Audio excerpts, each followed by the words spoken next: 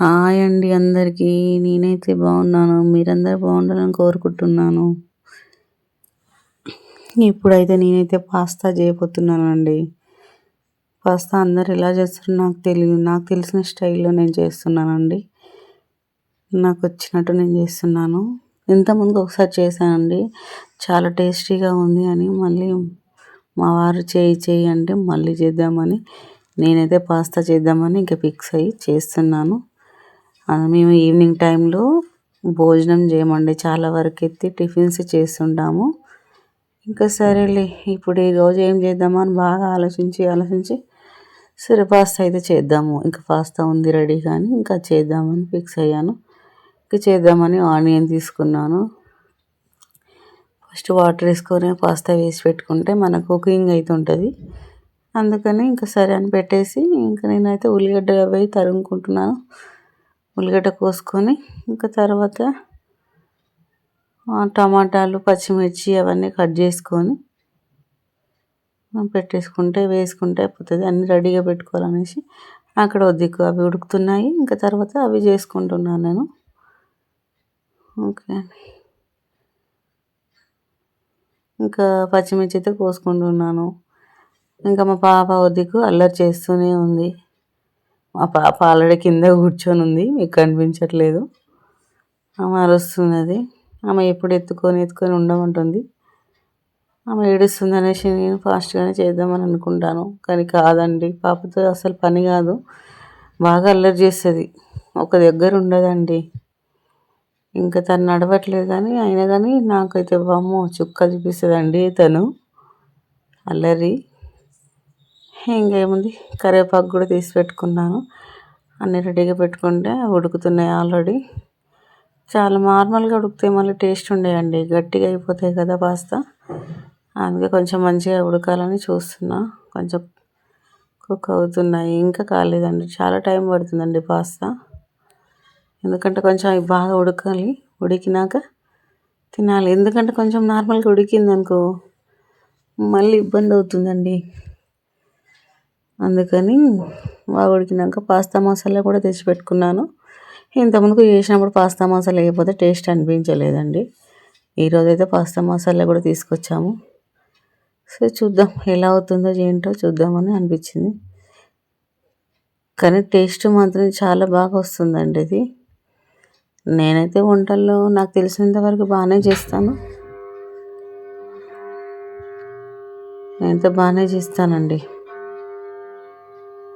ఇంకా చూస్తున్నాను అయ్యింది. ఇంకా తను సరే ఇంకా ప్లేట్ తీసుకొని అందులో వేసుకుందామని చూస్తున్నా.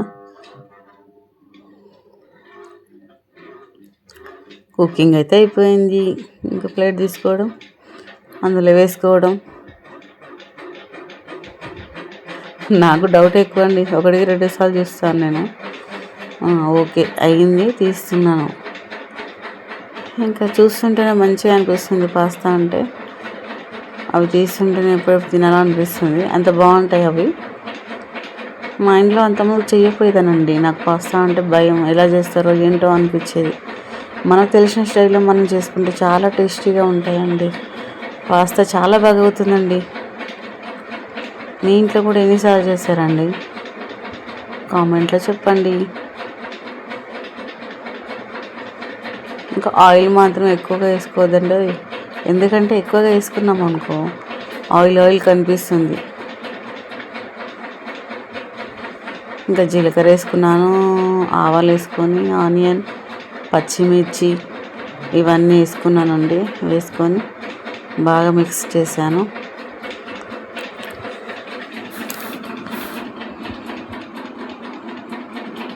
ఇంకా టమాటా కూడా అప్పుడే వేసుకుంటే కుకింగ్ అవుతుంది కదా, అందుకని టమాటా కూడా వేస్తున్నాను. ఇంకా అన్నీ వేసుకొని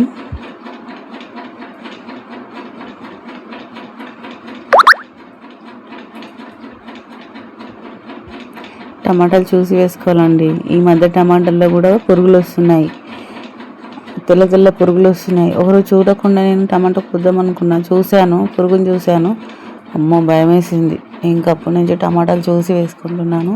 పచ్చిమిర్చి అయినా టమాటా అయినా చూసి వేసుకోండి, ఎందుకంటే అందులో మనం చూడకుండా వేసుకున్నాం అనుకో ఫుడ్ పాయిజన్ అయ్యి మనకు లేనిపోయినవన్నీ వస్తుంటాయి. మోషన్స్ వామిటింగ్స్ అవుతాయి, మంచిది కాదు కదా. అందుకే చూసి వేసుకోండి టమాటాలు. చాలా వరకు పురుగులు వస్తున్నాయి ఈ మధ్య. పచ్చిమిర్చిలో కూడా వస్తున్నాయి. అంతకుముందు చూడకుండానే వేసుకునే వాళ్ళం, కానీ ఇప్పుడు మాత్రం చూసి 1-2 సార్లు చూసుకొని వేసుకోవాలి. నేనైతే భయం అండి నాకు. నేను చూస్తాను కన్ఫామ్గా, టమాటా కోసిన పచ్చిమిర్చి కోసిన చూసుకొని వేసుకుంటాను. ఇంకా టమాటా కూడా వేసేసాను కాబట్టి కుకింగ్ అవుతుంది అది.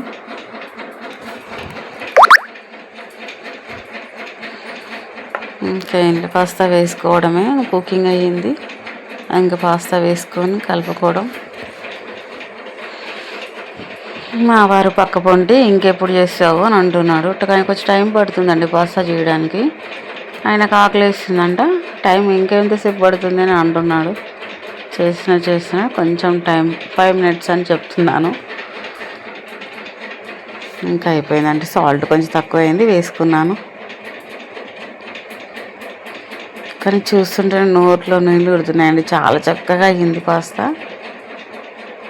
ఇంతకుముందుకు నేను టమాటాలు పచ్చిమిర్చి అన్నీ కలిపి మిక్సీ పట్టి చేశానండి.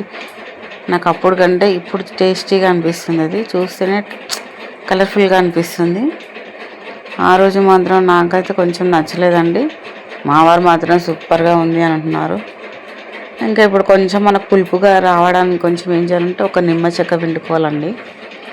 నిమ్మ చెక్క పిండి చాలా టేస్ట్ ఉంటుంది. గింజలు పడ్డాయండి, గింజలు కూడా పడిపోయాయి. డైరెక్ట్గా పిండకుండా ఒక దాంట్లో పిండుకొని వేసుకోవడం బెస్ట్ ఏమో.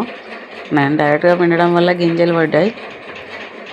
ఇంకా పాస్తా మసాలా వేసుకొని కొంచెం అటు ఇటు కలుపుకొని తీసుకోవడమే అండి.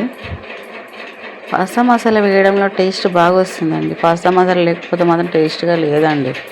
ఫస్ట్ టైం నేను పాస్తా మసాలా లేదు కాబట్టి నాకు టేస్ట్గా అనిపించలేదు. ఒక్కసారి టేస్టీగా అయ్యిందనుకో మళ్ళీ మళ్ళీ చేయమని అడుగుతారు మన ఇంట్లో వాళ్ళు. మా వారికి అయితే చాలా ఇష్టం అండి. ఫైనల్గా రెడీ అయిపోయిందండి. ఓకే అండి, బాయ్ బాయ్. చాలా టేస్టీగా